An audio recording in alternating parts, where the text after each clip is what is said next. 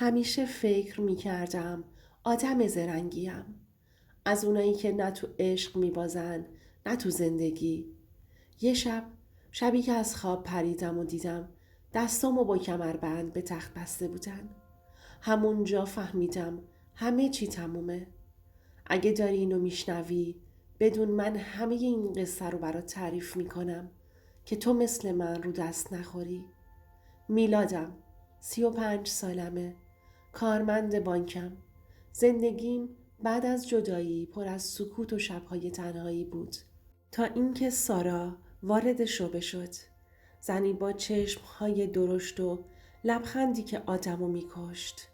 اولین دیدار، بعد پیام‌ها، بعد کافه و همونجا وقتی دستشو گرفتم فهمیدم راه برگشتی نیست. از اون روز به بعد دیگه سارا شد بخشی از زندگیم. صبحها با پیامش بیدار می شدم و شبها با صدای خسته‌اش خوابم می برد. یه بار گفت میلاد، میدونی وقتی با تو حرف میزنم حس میکنم زندم. تو فرق داری با همه. راستشو بخوای منم داشتم زنده می شدم. بعد از سالها بیروحی یکی بود که نگاهم می کرد.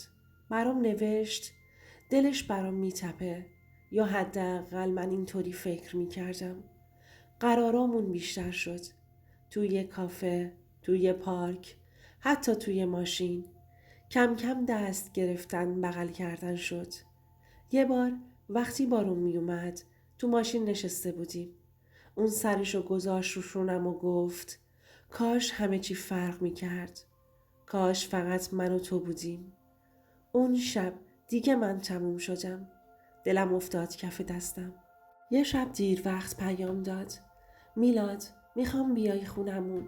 فقط برای چند دقیقه. میخوام جایی رو بهت نشون بدم. منم مثل یه بچه ذوق زده رفتم. خونه‌شون توی کوچه قدیمی بود. ساختمونی 3 طبقه با راهروی تاریک. وقتی در رو باز کرد بوی عجیبی خورد تو دماغم. مثل بوی نم. منو برد توی سالن. خونه سرد بود. انگار سالها کسی اونجا زندگی نکرده بود. روی دیوار چند تا عکس قاب شده بود از کامران، شوهرش. ولی همشون خط خطی شده بودن. با خودم گفتم این دیگه چه معنی داره؟ سارا گفت میبینی میلاد، این خونه برای من یه زندونه. این عکس ها رو هر روز میبینم و ازشون متنفرم. بعد نگاهم کرد و آروم گفت یه روزی میخوام همه چی رو برات بگم اگه جرأتش رو داری. من باید همون موقع میفهمیدم یه چیزی درست نیست، ولی کور شده بودم. رابطمون هر روز عمیق‌تر میشد. من بهش هدیه میدادم، اون برام صدا میفرستاد. حتی بهش گفتم اگه جدا شی من باهات ازدواج میکنم. خندید و گفت تو دیوونه ای میلاد. ولی از توی چشماش میخوندم که بدش نمیاد.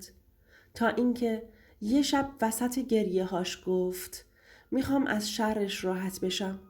کامران زندگی منو از بین برده. فقط تو میتونی کمکم کنی. یخ زدم. گفتم چی داری میگی سارا؟ من آدم این کارا نیستم. گفت نه میلاد، منظورم این نیست. فقط میخوام کمکم کنی ازش جداشم. یه جوری یه کاری کنی که همه چی تموم شه. من باید پس میکشیدم. ولی در عوض بیشتر درگیرش شدم. چون فکر میکردم این عشق واقعیه و باید تا آخرش برم. یه شب گفت امشب بیا خونمون. یه چیز مهم میخوام نشونت بدم. کامران نیست. رفتم. خونه تاریک بود. چراغ‌ها خاموش. فقط یه شمع روی میز میسوخت. روی میز یه پوشه بود. پر از کپی مدارک بانکی، چک، شماره حساب.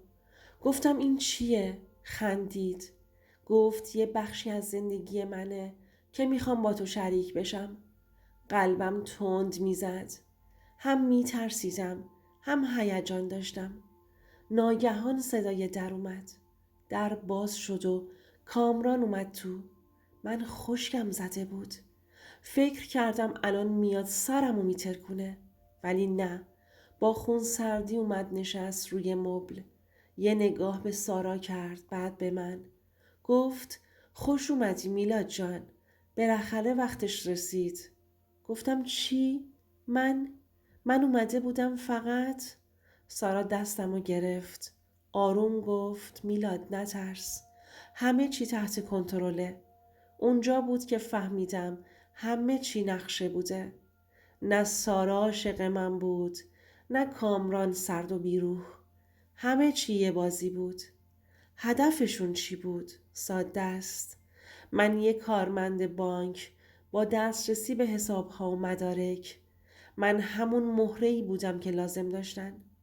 وقتی میخواستم بلند شم یه چیزی محکم خورد تو سرم. بعدش فقط تاریکی. چشامو که باز کردم دیدم دستامو با کمربند بستن به تخت.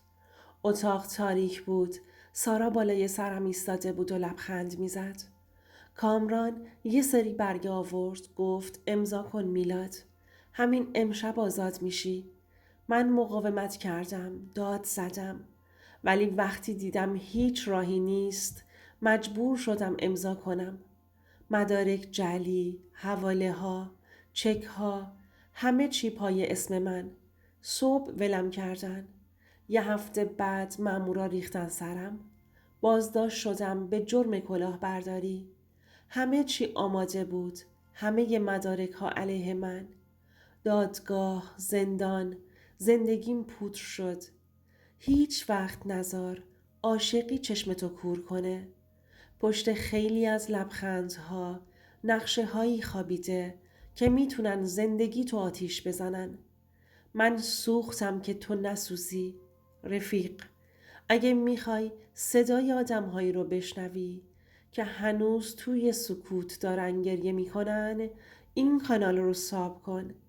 قصه بعدی شاید صدای کسی باشه که نزدیکتر از اونی باشه که فکر میکنی.